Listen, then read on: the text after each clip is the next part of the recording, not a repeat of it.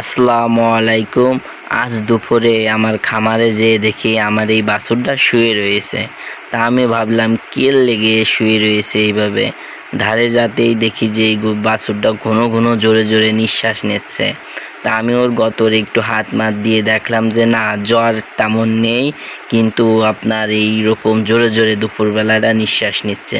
আমি ভাবছি গরমেতে এইভাবে নিঃশ্বাস নিচ্ছে।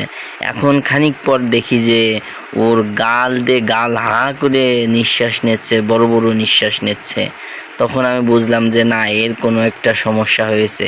এইটা কি রোগ আর কি সমস্যা, এইটা যদি আপনারা দেখেন দেখেন কীভাবে এই যে নিঃশ্বাসটা নেয়, ওইটা দেখেন। এর কি রোগ আর কি চিকিৎসা যদি আপনারা কেউ জেনে থাকেন প্লিজ কমেন্টের মাধ্যমে জানায়েন। যখনই আমি আবার একটু হাত দিতে গেলাম, করে উঠে গেল। না, এমনি চঞ্চল আছে, কিন্তু ওর মাঝে মাঝে এই সমস্যাটা। যদি এইটা কি সমস্যা যদি আপনারা কেউ বলতে পারেন প্লিজ কমেন্ট করে জানাই দিন। আল্লাহ হাফেজ।